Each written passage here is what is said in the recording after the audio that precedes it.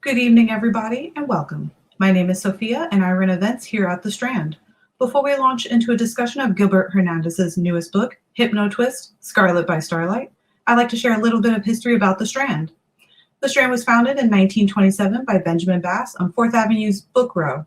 Stretching from Union Square to Astor Place, Book Row gradually dwindled from 48 bookstores until, after 93 years, the Strand is the sole survivor, now run by third-generation owner Nancy Bass Wyden. We want to thank all of you for your support. Without our loyal community of book lovers and authors, we wouldn't be here today. Tonight, we are thrilled to have with us Gilbert Hernandez for the launch of his newest book, Hypnotwist, Scarlet by Starlight.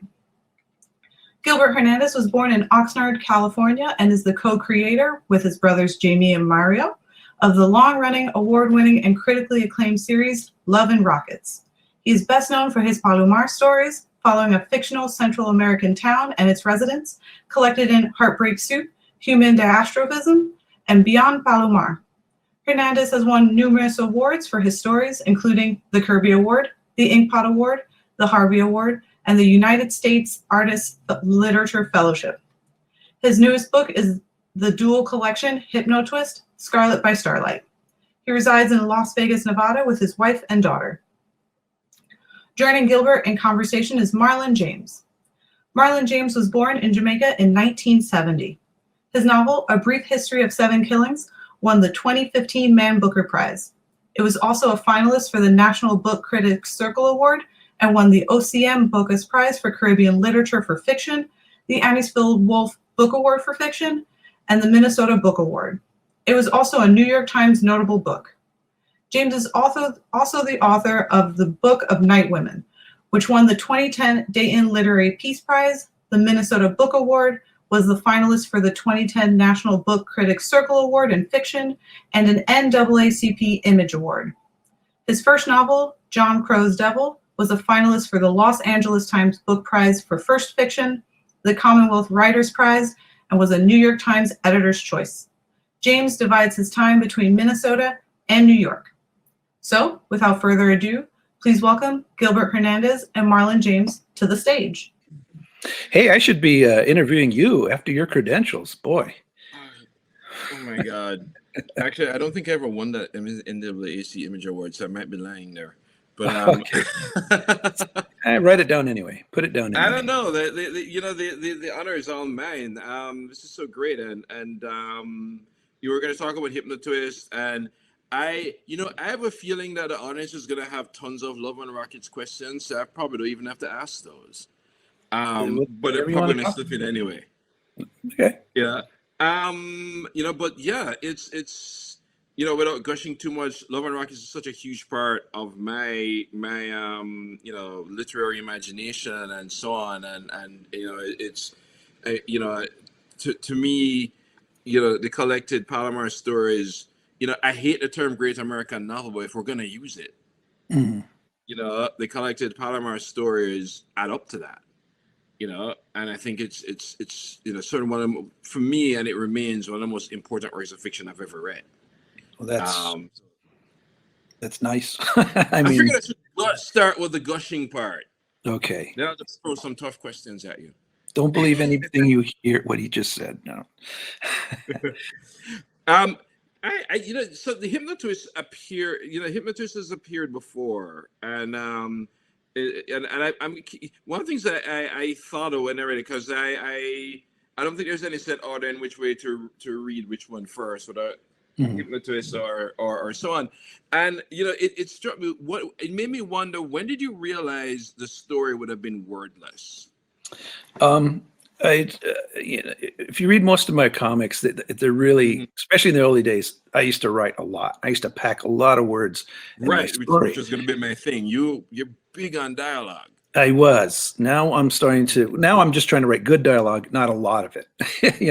So I was probably, I think if I remember that, I was just literally sick of just writing so much. It's just like, this is what's expected of me. I don't feel like writing something like that right now. After Human Diastrophism and Poison River, and those things were really densely written, that really took a lot out of me. So I was just kind of going along doing stuff. And then when I decided to do the books that are collected, like Hypnotwist and Scarlet, they're based on books, movies that one of the characters in Love and Rockets, Right, Fritz. Yeah, Fritz. These are her movies. So I thought, because at first in Love and Rockets, I thought, oh, I'll just do these stories in Love and Rockets. But there's only so much pages, that I have in Love and Rockets, and I thought I don't want to take out the regular character stuff and just stick these crazy movies in there. So anyway, I was at the time when everybody was supposed to do a graphic novel, no matter if you could or not. So I just started writing those as easy read pulp fiction type stories. Yeah. Well, anyway, I got to Hypnotwist to where it's like, okay, I'm written out, but I want to do this. So I decided to challenge myself to do a silent movie in one of these books, similar, because it's a different type of storytelling. What you and I do normally with our writing is like, we can take care of a lot in a paragraph. You could take out, like, let's say a comic page. You can take a lot just by having the right words, and you can scoot along, and you can slow down, and you can do all these things with the words being the part that has got us there. But to do it visually, you have to pace it different. You have to watch. If you watch like a great Buster Keaton movie, something, everything is paced for you to understand exactly what you're seeing, and that's what makes him so great. He wasn't an arty type guy to where it's like, well, I'm David Lynch, and I'm going to mystify you when I make a movie. He was there to make you laugh, to make you love the character, to have a good time, and he was brilliant at it. Chaplin too, but Chaplin was more into plot, whereas Keaton just from A to Z, he's just showing you what he's doing, and he just came up with funny stuff. He was a great movie genius. So anyway, I was thinking I'm nowhere near that level, but what I wanted to do is have the character move from this place to that place in the proper time. I've never been much on timing because of the dialogue I write. I'll shoot back and forth in time and just right. Even to a panel and then to a different universe or something. Shoot back. That's sort of the old Superman style in the '60s, where everything was just done by dialogue and captions, where he was just shooting around the page. Whereas Jack Kirby used more of he's more of the Harvey Kurtzman style by telling the story with the visuals, where they're moving, where they're going, and then Stanley would crowd it with words and stuff. But so anyway, Hypnotwist was that. Just wanted to see, can I make an entertaining, wordless comic? How did the I don't want to give anything away about it, but how did this sort of kind of magic shoes thing come up? Oh, that's just when you're writing stuff and I'm laying it out and I go, well, there's no words here, so I don't have to worry about what she's going to say and all that. The magic shoes. Oh, everybody knows the Wizard of Oz. Let's have magic shoes. I was really, if it was an Oz thing about it. Yeah, that's I think the Wizard of Oz and so many people is just embedded in you because you see it as a child and it's just in your brain and it just comes out sometimes. You'll see so many movies that are similar to the Wizard of Oz without them probably considering it, like say a movie like Star Wars, the first Star Wars and the first Avengers movie. You're watching Wizard of Oz movies. The same. It's the crazy characters come together for a common cause, but they're all they're likable more or less. And anyway, so I think things will come out. I'm doing a slightly magical story, and the Wizard of Oz creeps in. It'll be those shoes, or I was gonna go. Yeah, I was gonna say. It's just that Dorothy wrestles with pregnancy, motherhood, and alcoholism.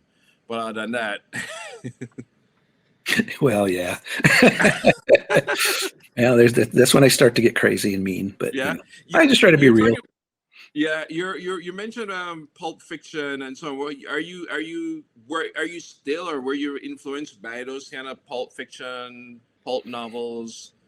It was more. I'll have to admit, it was more films. I'm just a big film, film fan. And because as a kid, I watched monster movies. If I chose a movie, it was a monster movie, right? It's monster. But the first ones you see as a kid, I did anyway, were the Universal ones. It was Wolfman and Frankenstein and Dracula and those. And they were always, they were always art directed, and the cinematography was always kind of cartoony, silent movie. A forest with fog and Wolfman crouching in the dark, that kind of thing. And so that gets in your head as this is cool. Well, my mother didn't really watch monster movies so much, but she would watch all kinds of movies, musicals, romance. She'd also watch film noir. She liked crime movies because she liked the actors in them. So I would sit with her and watch. I go, is there going to be a monster in this? Because it feels like there's going to be a monster in this, and it Mhm. wouldn't. So I learned that you could tell a weird story that was stylized without monsters. So that's what I Mhm. kind of worked on with Palomar. I thought, let me just try this stuff, all the stuff I love about monster movies and pulp movies and Yeah. this and that, but just put it in a story about people, you know? Yeah. That I was gonna say, because I always feel guilty when people ask me to talk about my literary influences, because I'm actually more influenced by film. Mm-hmm. And not just and film is being posh. I mean, I'm influenced by movies. There you go. Same here. Yeah. Yeah, even or just good TV show. People say, "What's the best TV show you've seen?" And everybody thinks I'm going to say The Wire. I'm like, actually, Buffy the Vampire Slayer. Oh, there you go. You know, which I was still like defend to the death. But it's yeah. The thing when I was reading Hypnotwist, and I thought of silent films and not just Buster Keaton and stuff, but stuff like Sunrise and so on, and you know, and I always, again, even when I'm teaching writing, I tend to show more films than talk about books, because there are things that films can do. That there's a language, there's something about just looking at the scene for what it is and having the scene tell you what you need to know. Mm-hmm. You know, like I'm telling, yeah, I was telling my students, a sunrise don't need your help. Yeah. Well, the thing about writing is that you're telling them what's going on, right? Right. You just explain what's going on, and the reader follows it and accepts it or doesn't. But at the same time, you're with the author. You know, you're with it. Whereas a film, no matter how much they tell you what's going on, you're still a part of you that makes up the rest. You know, with film, you know, if they have a quiet scene of somebody looking over a lake or something, you can figure out what's going on there, what they're thinking of, what they're feeling.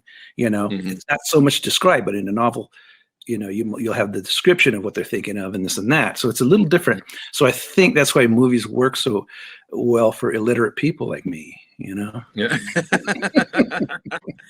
Hold on, somebody said my mic is low, although. Oh yeah, I just saw that. Yeah. Okay, I'll just speak louder. Yes, and I'll speak lower. Oh my God! Now we're gonna sound like a bunch of old deaf guys. I'm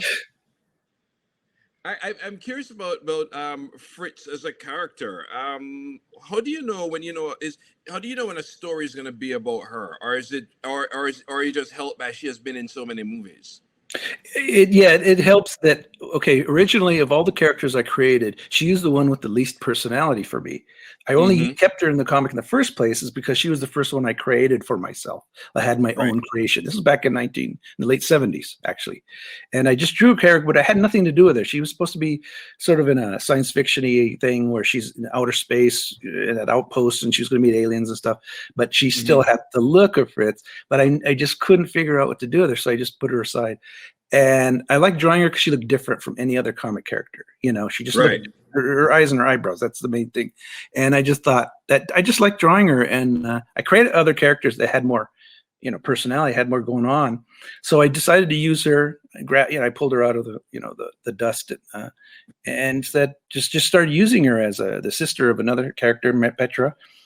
And I just decided that, oh, she's interesting because I'm not stuck with her. With Luba, I could only tell a certain story. With the little girl Venus, I could tell a certain story. I can have so much fun with it, but they're in their world. They're who they are. Whereas Fritz wasn't anybody. So that's why I brought in the actress thing, because she was originally a psychoanalyst, because I wanted her to be, because I think that's a shady operation most of the time. And so I just wanted her to I just created her as a character who people listen to. She just, those people that just talk and they listen, and she doesn't get it herself, but she takes advantage of it. So anyway, I switched over to the movie stuff and started to use her. And that's when it became easy, because I could put her in any situation in the movie stuff. Whereas Palomar, I could have dream sequences, I could have all that stuff, but too much of that for me took away from the hominess of Palomar. It was more about the characters and what they were going through. That was the most important thing. That Palomar is about us and not science fiction or whatever. and I didn't want to do too much of that because I started doing a lot of that. So I literally created the Fritz movie stuff so I could just take her to different settings and different worlds. Yeah. Do we read it like somebody who's just there are people who this will probably be the first thing they read, and do they read it as this? What am I asking you? Do they take it as the story for what it is, or do they take it as Fritz starring in a role? I think it's down the middle. I think half the people know who she is and know that this is just that I'm expressing the Fritz character. Since like I said, I never thought she had much of a personality, but she does in the films. In the films, she has a lot of personality, and that's a lot. There's actually a lot of actors like that. They don't shine until they're on camera. They don't express themselves until some of them. They're pretty dull. Yeah. Otherwise, I understand. Cary Grant was a boring guy, but once he was on camera, boom, we're there. So anyway, that's that. Yeah. But you've added 16 new pages, did you? Right? Yeah, because it just falls short. Even though it was a long story in Love and Rockets, even if it was in the annual, I wanted to eventually put 2 stories together and make it a double feature, basically a movie double feature. And I didn't have enough pages, so what do? You just add more, outrageous stuff. There was more sex and violence, I think, in the reboot. Yeah. We're talking a lot about Hypnotwist, but I want to talk about Scarlet by Starlight. Because this story hit me in a different way, because to me it felt like it was about colonialism.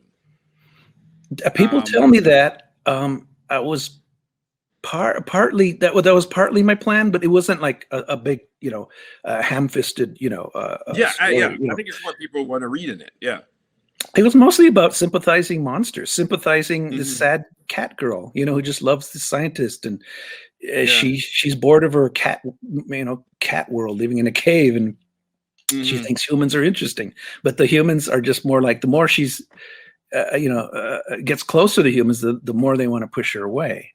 And then the guy hooks up with her, and the bestiality.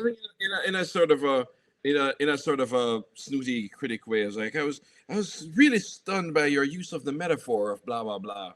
This is why I suck in English class, because I hate that shit. But no, but I just kept thinking, here we go again. A bunch of people show up thinking they mean well, and they just screw everything up and destroy everybody. That was pretty much what the story was. I was more thinking of a science fiction. My favorite TV show of all time is The Outer Limits, and it's an old '60s TV show that came after The Twilight Zone, and it just was. It was a lot colder, and it was an unfinished show. It wasn't a great show, but what it did have was that sort of an hour long of that kind of story. Scarlet, it would have a message. Some people didn't like the messages in science fiction, but I don't mind it as long as I see a monster. And what I always liked about that type of science fiction was people were wearing. It's low budget, but I thought, oh, that's just a contrast. Everybody's wearing suits. Women are in gowns and hairdos, and they're drinking champagne. And then there's a robot in the room, or there's a monster that they have to deal with. But it was about their lives and how they just looked normal, I guess, in the '60s. Yeah, I'm still kind of pissed off that I haven't gotten the sci-fi world I was promised. Well, yeah, you mean jetpacks and stuff? Jetpacks, yeah. Maybe we all shouldn't be wearing spandex, but jetpacks. But then again, I think if I had just teleported from 1976 to here, I would think I'm living in the Jetsons. Yeah, it's true. Yeah, some places. Yeah, because I want once in a while I'll be turning channels and Star Trek is on. I go, oh, that's right, nobody wears glasses, But in a Jack Kirby science fiction, he would create weird glasses. And now you watch science fiction movies; they are wearing glasses, but only because they can design a crazy pair of glasses, And so I started thinking about Star Trek. I go, oh yeah, that's why there's no fat people in space. You can't have fat people in space, But Hollywood movies have changed that rule. There's all kinds of people. I don't know why it made me start thinking about this, about influences. And we were talking earlier about Jack Kirby, and I don't love to know what it was like meeting him. But I was reading an old interview, and you were talking about Archie comics. Oh yeah, they were major influence, as well as the Marvel and DC comics we had around the house. Well, we had all kinds of comics around the house, except for romance comics, oddly enough, because we were all boys. So, Archie. yeah, so you can count that. But we just we liked it. We liked that world. We felt welcome in that world, even though it was Right. this world of Archie. We still felt welcome. We felt part of it, and that was something that we brought to our comics and Love and Rockets, is that kind of vibe that was in Archie comics and put them in ours in a more contemporary setting. Mm-hmm. I mean, it is weird to go back and look at those old Archie comics, how much of a fetish comic it is. It's about 16-year-old girls in bikinis constantly, and guys just super hot over them. I mean, that's real. That's realistic, but that's a weird thing to sell to kids, because mostly, 10-year-old little girls read those, So, oh, in 5 years, can I wear a bikini like that? It was just. I look at it now. Then I didn't think anything of it. It's a kid comic, Oh my God, have you seen Archie now? Oh, the Riverdale TV show, or just comics? Not just the Riverdale TV show, because the Riverdale TV show is going on. It's still kind of based off where the direction that the Archie comics went into.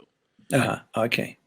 And some of them are really interesting. It starts to sort of examine. Okay, what happens if I am 16 years old and hot and horny for two girls?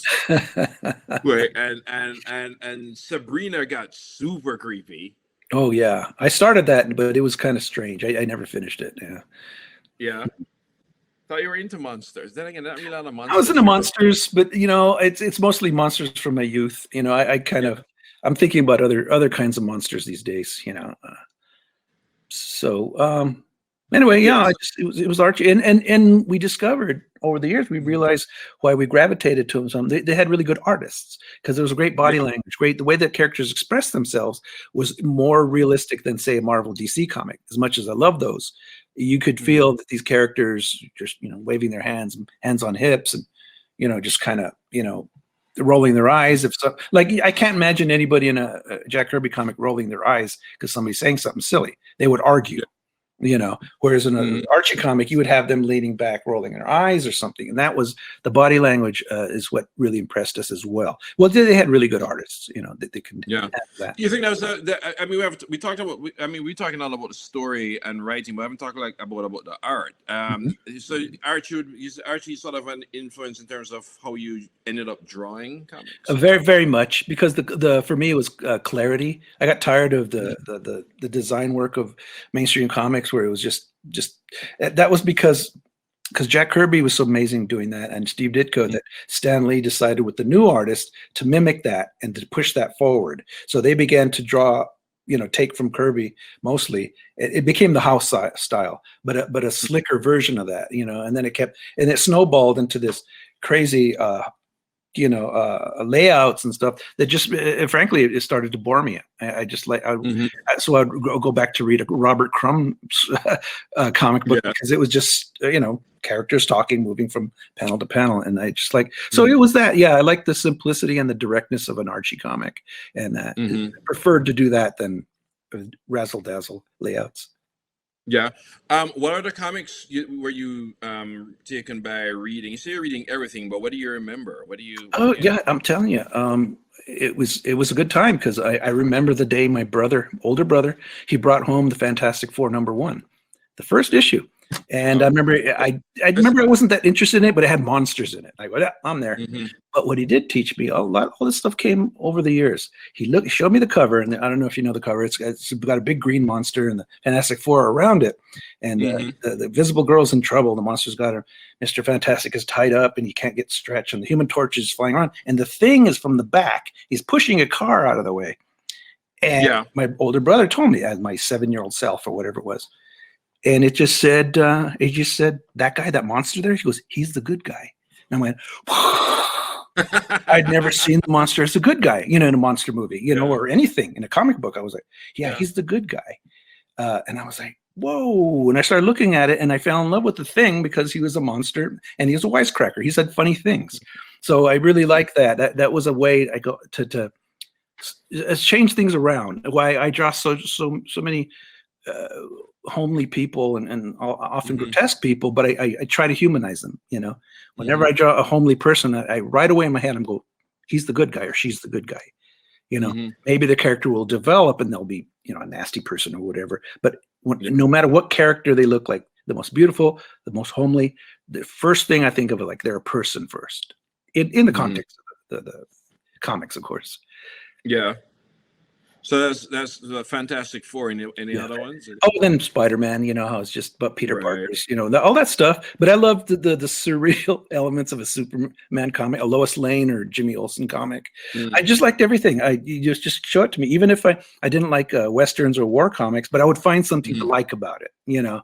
Yeah. Just something. Yeah, I remember.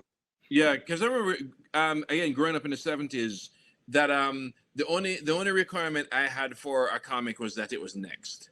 That's yeah. I mean, you just read what you could get. That's why I tell people you know, people like me or Michael Chabon or Junot Diaz and these guys. One of the reasons why we're not snobs is that we couldn't afford it. True. Yeah. It's I could afford to be highbrow. It's comics for me is whatever. For me, it was whatever my older brother didn't want. Oh, there you go. Yeah.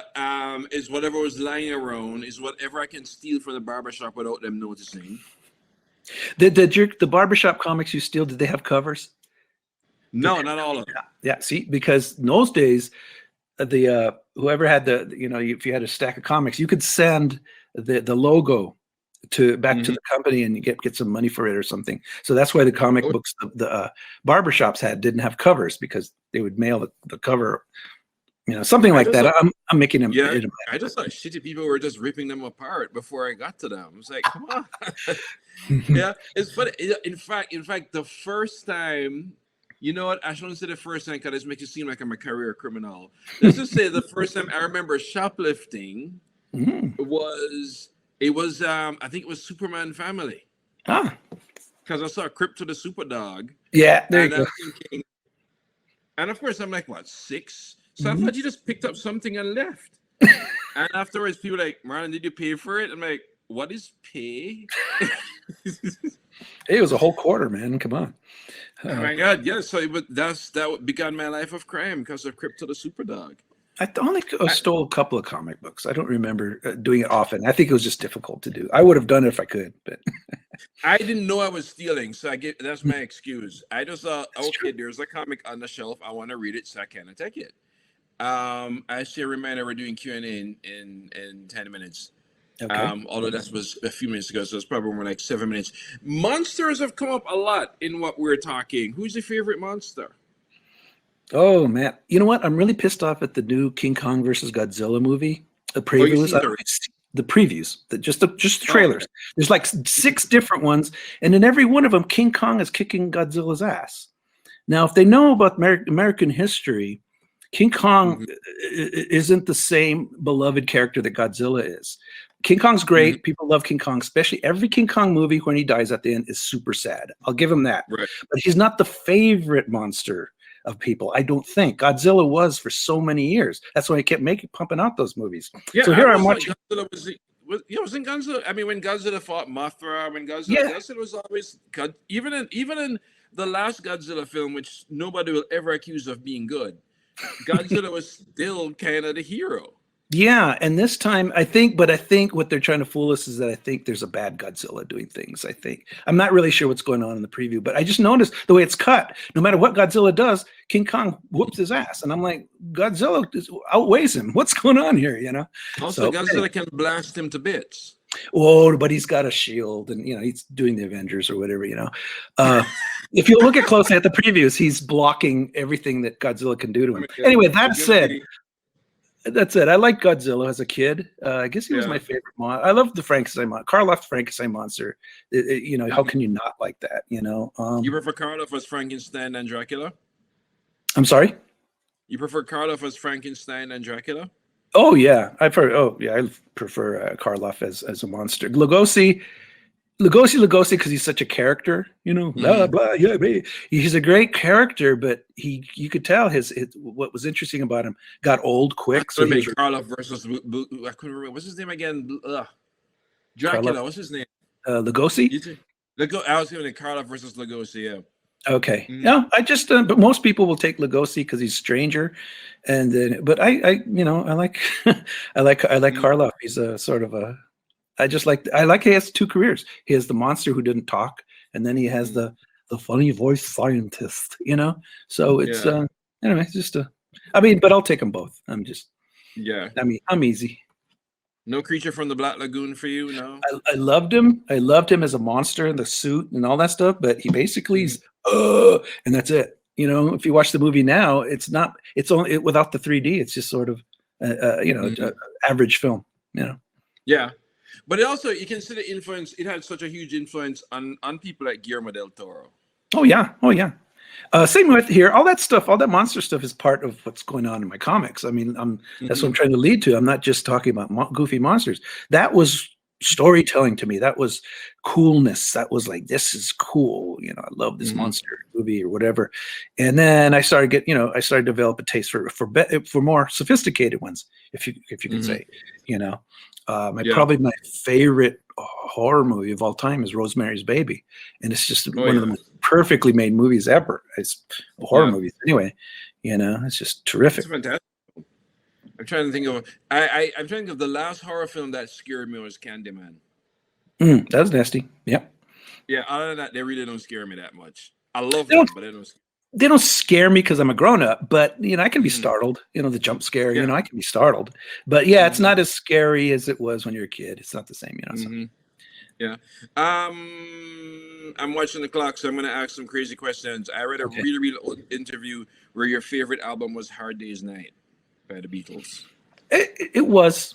I mean, I still love the record, but past tense. So what was past tense? And other ones have replaced it. That's all, or pushed it aside. I think Revolver is a better album. The English one. Yeah. I always thought Hard Day's Night was like, for me, like it's like the first real hard rock record. It's got some rockin' stuff on it. It's just that if you listen to the British version, the B side, the songs aren't that strong. There's not a lot of the songs aren't as strong as the Beatles. It's good. It's good. Of course it is. But if you listen to Revolver, the UK version, holy smokes, everything is so good in that. They're just that's because the American version of Revolver is shit. Yeah, I mean, I didn't think so when I used to listen to it. Now I listen to the UK version, like holy moly, Yeah, he's like, how can you cut Dr. Robert? I know. Yeah. Still love Dolly Parton? Oh yeah, of course, everybody does. Everybody wants her to be president. I'm ask this one because I think this is still a huge part of at least I think as a reader, it still forms a good part of your aesthetic and your brothers. Punk rock, like Sex Pistols was your number 5 album. What does punk mean for you now? It was basically early 70s, high school, boring. Everything's boring. Everything's post-hippie. Everybody in my generation was frustrated that they didn't get to be hippies, so they kind of were trying to carrying it on in high school. They came to Jamaica. You don't want to be them.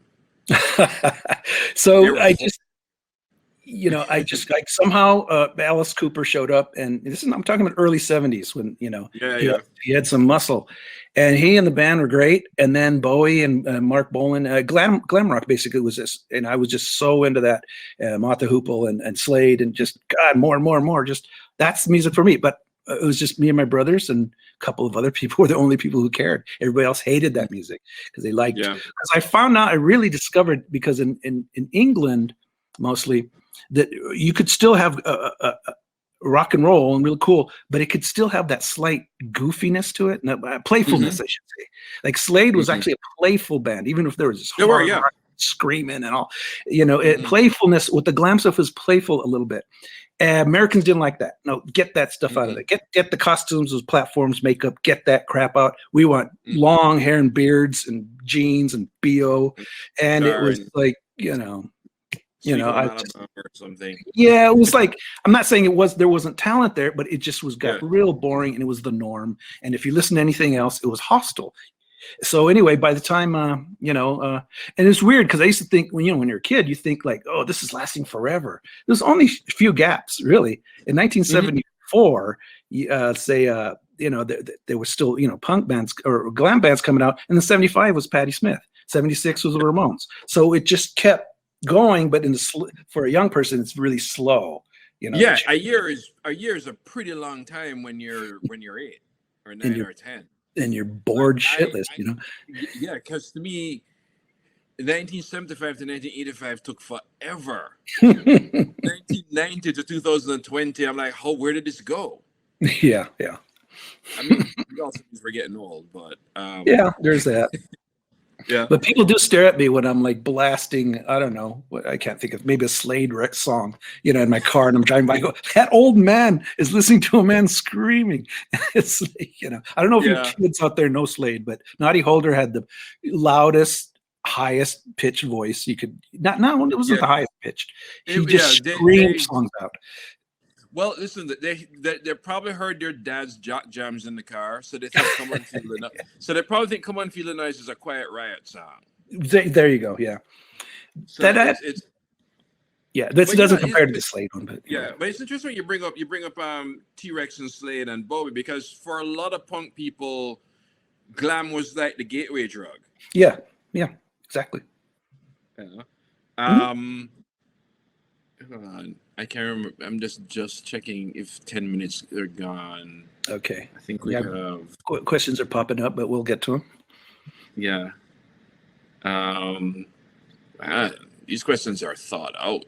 Let me see if I have a final. The inevitable craft question. How did these stories come about for you?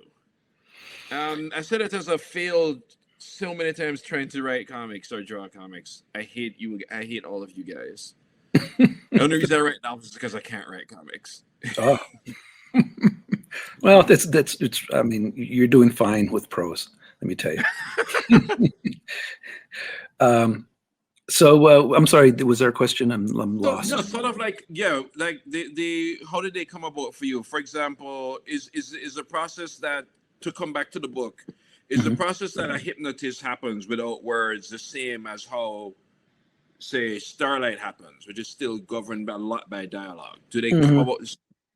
It comes out in the sense that it's me making this comic. I just I don't do a lot of thumbnails anymore. I just go straight to the page, but that's because I've already thought out what it's going to look like and this and that. Sometimes I'll get stuck and I'll have to go back and do thumbnails to rearrange scenes, but it's mostly just because I already know it's me going to do this story. So if somebody says, oh, we've read this story a million times, I go, well, you haven't heard it by me. That doesn't mean it's going to be good, but that's the only way I know how to do it. I just know how to, so I guess because I do it so much, I work a lot. I just see comics. People have asked me, wouldn't you write a prose novel? I go, well, I can make a comic. Once you make a movie, forget it. You know how much work it is just to convince people to make a movie? I can do this by myself. And so that's where it ended up. I can do anything I want in a comic that anybody else is doing elsewhere. It doesn't mean it's a high level or anything, but that's where I am. I just want to make comics. I want to tell stories that way. So you're saying you're not going to do a Palomar movie or Palomar miniseries? There may be. There's been we've got nibbles for Love and Rockets, and they all kind of because it was the early days, and people just didn't know how to sell it. They didn't know what to do. How do you convince the suits upstairs? Hey, it's about a poor Latin town. That's gonna grab the audience. Well, where's the Rockets? And I'm like, okay. So there was that problem, but now because of streaming, and then now there are more people in movies, directors, producers, everybody know about comics. Because in the early days, they didn't really know about comics. Everybody knows about comics now. Every director knows about comics. And you also don't. And you also don't have to put the white love interest to get them to be interested in your story. Right. It's like now it's like, oh, let's just figure out a way to sell. I hate to say sell it, but that's what it is. You're selling it to certain people, and but a lot of times people, we find out stories where they go, oh yeah, somebody mentioned it in a board meeting. They go, oh, I love that comic. Oh, really? Oh, so it's really nice to hear that people know about it. And so right now there is some. I have some talks. I can't talk about it yet, but getting something on screen, and it sounds good. So I'm looking forward to. They better hurry up, 'cause I'm getting old. It's the right time, God. Yeah. Yeah, I All think right. so. We're gonna ask some of these questions. I'm gonna start with this one. It says, oh, it's a one for both of us. Could both of you talk about the life cycle and process of creating large literary worlds? How you begin them? How do you know what belongs in what world, etc.? Because Palomar is pretty much a universe by now. That was simply just I just went from issue to issue on it. You know, Mm-hmm. comic. I learned a lot from that stuff from the Marvel universe. You know how Stanley and Jack Kirby and Ditko and those guys, where they started out their characters simply, but immediately started having guest stars immediately from other comics, and that became the Marvel style, where you would see Thor and certain characters together, and then Thor would have to leave or whatever. That I like that, and then eventually by the end of the '60s. That was the norm. You just had all the Marvel Universe characters living in the same city, and they're doing they're daring do and all this stuff, and the soap opera aspect. But that was part of it. Thinking like I would like to have my own universe, not planning it necessarily, but wanting it. Wanting that'd be great if I had a whole group of characters that I could do spin-offs of and go off and. So it wasn't real for me. It wasn't planned. It was just a natural progression. I like this question. Yeah, this question. Why are ghosts so important in the Palomar stories? Because a lot of the Palomar stuff I pulled out from my childhood, how a child thinks of things, how they experience things. And when you're a little kid, ghosts are real. But it's not like, ooh, they're going to come or they're haunting a house or whatever. They're just there. Somebody tells you there's a ghost in that house or there's a crazy person in that house. And you believe it as a little kid, but you don't go there. You just kind of like, okay, don't go by that house. Don't go in there. And there's always a kid goes, I'm going to go in, and then you never see them again. That kind of story, and family, our family members, like our aunts, they love to tell scary stories to kids. They just like to see us get scared, but we were more fascinated. Like, this is a great story, wow! Because it would be with normal stuff. Oh, your uncle's walking down the street and it was dark and there was no lights on the street and he saw a woman dressed in white crossing. They would just make up these stories that were just fascinating, so interesting. So since those particular stories didn't end up in movies or TV or comics, I decided to put them in there, and I thought it worked. It gelled, because I was interested in the subject. That's all. Cool. Melissa was asking, both you, meaning you, and your brother have an amazing way of writing from the female point of view and developing female characters. Can you speak about how you develop such a sense of the female mind? You know what? That's the hardest question to answer. I think we're just wired for it. Really? No, really. Part of it is Archie comics, because you read stories about sympathetic female characters, the teenage girls. Betty and Veronica were very, very sympathetic to me. I'd read a Lois Lane comic, and she was very sympathetic to me. She was a pain in the ass, but she was also very sympathetic. She was the star of the comic. I mean, they wrote dumb stuff for her to faint and Superman could save her. Real dumb stuff, but she was actually the star of the comic. It was and then we read the little smaller kid comics, like Little Dot comics, those kind, and they also have a female protagonist. That was part of it. And another one was just like the movies that her mom would watch. She'd love to watch a Betty Davis or Joan Crawford movie. And if you look at those now, the better ones now, they're like the focus of the story. They're like it. They're not they're not the man's girlfriend, or nagging wife. They're even when they are, it's bigger. Like, also the best role I've ever. To me, it's one of the greatest roles, if not the greatest role I've ever seen a woman play, is Rosalind Russell in His Girl Friday. Oh yeah, it's terrific. Then it turns out it wasn't originally written for a man. I go, well, it makes sense now. But that's a trick some screenwriters do. If they don't know how to write women, they write them as a man first, and then just change it as a woman before they hand it in.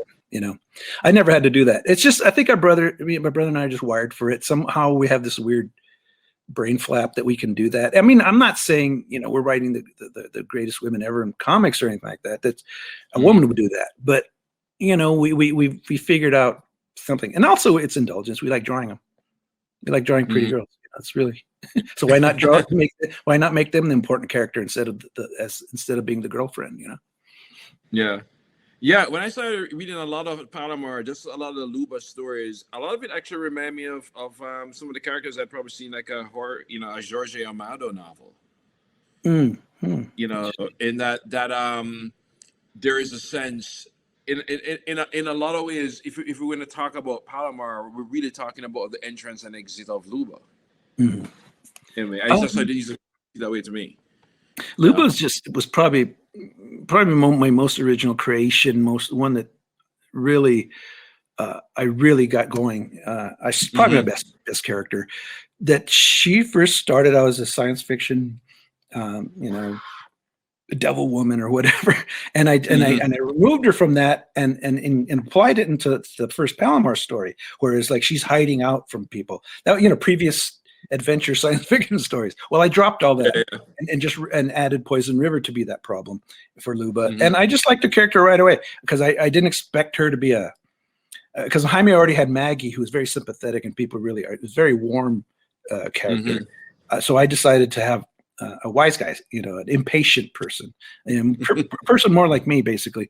And she and I can just make her as mean and impatient as I wanted to, as long as I can make her entertaining, as long as it was fun to read the character. So it was really fun writing Luba, because then that way, when you make them impatient and angry all the time, whenever you soften them up, it's like, oh, that's a nice break. I didn't know that was part of her personality, But it also makes the characters just real. Like also, it's not a matter of making characters nice, and God knows horrible word likable. Yeah, well, it's a shortcut for me. I don't know how else to. Yeah, you don't do it on purpose to make them likable. They become likable, just naturally. They become likable because they become, they become real, and we feel like we're participating in their lives. Frank has this question: Psychodrama Illustrated has been a great series so far. The Little Ones was one of your darkest stories in a while. What's the process for writing and drawing something heavier? Okay, what Psychodrama Illustrated is because I wanted to have a Fritz comic, because I didn't want to have too much of her in Love and Rockets. I want to change it up a little bit with different characters. So I decided to make this side comic that would emphasize her movie career. That way, Love and Rockets could emphasize just normal people in their lives in this, but Fritz would.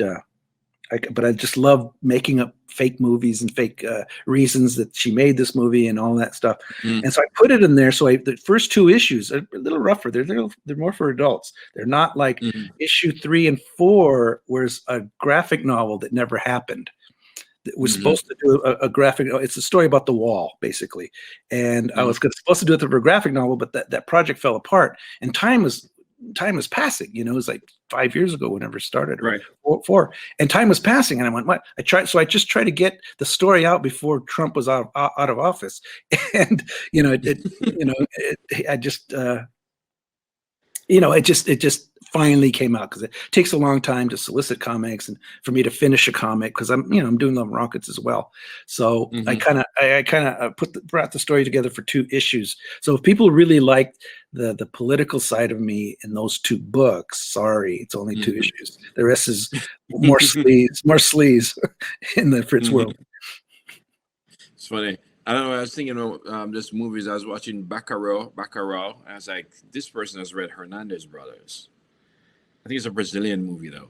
Let me question. Says this person, Dustin says, you utilize physical difference a lot in your work, from Heraclius' darker skin to Camo's burns to Casimiro's prosthetic arm to the enhanced busts of Luba and her sisters. Can you talk a bit about how particularly Fritz's physical differences affect her character and the way you write her? Well, because I haven't, well, maybe I have said it outright, but there's Luba, and then her half sisters are Petra and Fritz. Now, Fritz's character is interesting to me because she's not she has body dysmorphia. She doesn't see herself as attractive as Luba and her sister, and in a way she's not. But but in her mind, it's like it's this huge difference. Like, I am just not those girls. I'll never be those girls. So she created a woman. She created herself as this character, this woman that we say as Fritz, as this, this type of woman. And so basically that's what it's about. And the others, you've met very attractive people. Sometimes they just don't care. Like, oh, I'm attractive. Leave me alone. That's how Luba and her sister are. But Fritz is like, no, look at me like you look at them. So it's just fun for me to write a screwed up character like that. So. Yeah. Yeah, Gilbert asked, are there characters that you write yourself into more intentionally than others? Not. I would say Luba, Mm-hmm. Venus, and my character Roy. I don't know if you know Roy. Anybody out there? They're Mm-hmm. they're they're the most like me. Roy is the doofus part of me that's just so stupid but happy.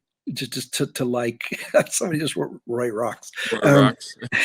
he's just a funny doofus character who loves comic books and movies and a Rocky Horror Picture Show. This is a guy, but he loves it all. But things go wrong for him. He's always getting hurt or something, and Mm-hmm. it so and so in Venus, I just loved writing her because since she was a little girl, 11, 10-year-old girl, I had to keep it clean. I had to keep it like, no, kids might see Mm-hmm. this or whatever.